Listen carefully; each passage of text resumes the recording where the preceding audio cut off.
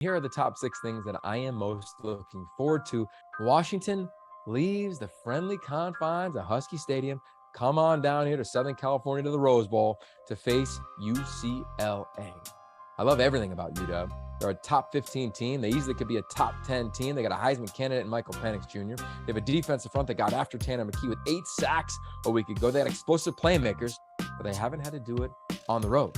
They're facing a UCLA team whose tests get stronger and more challenging every single week. This will be their most challenging game of the season by far. How do the Bruins handle it? Zach Charbonnet seems like he's fully healthy.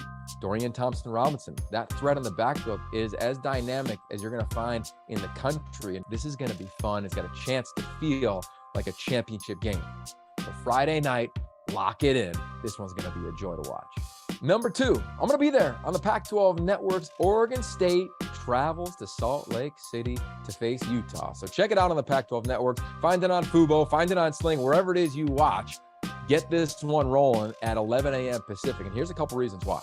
Number 1, Oregon State won the game last year. They beat Utah at home. These teams are very similar stylistically. So what will this game come down to? I think it's going to come down to which team can run the football. So that will allow the rest of their offense to flourish. It's going to be a blast to watch. A backs for the Bees, a bounce back opportunity for Chance Nolan, and then for Utah, they lose their best player offensively in Brant Kuithe. This guy could do everything for them. How does Cam Rising elevate as a leader? How do these other players, Dalton Kincaid at tight end, elevate as playmakers? What do these receivers do? Can they run the rock? A lot of fun questions that will get answered on Saturday in Salt Lake City.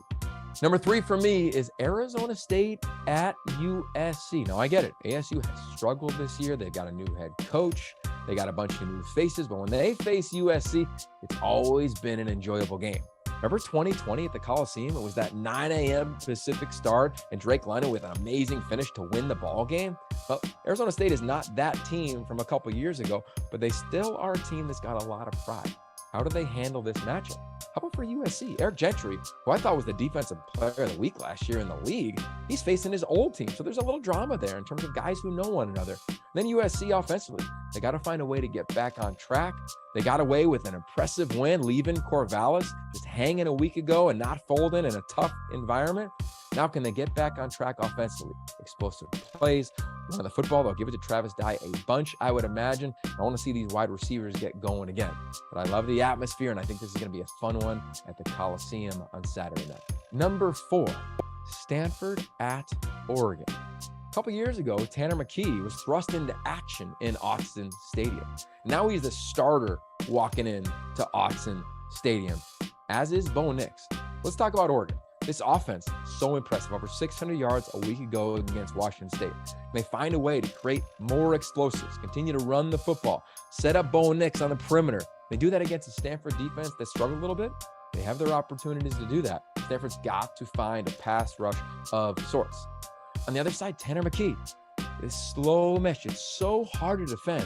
I think they're still finding ways to tweak this offense for Stanford.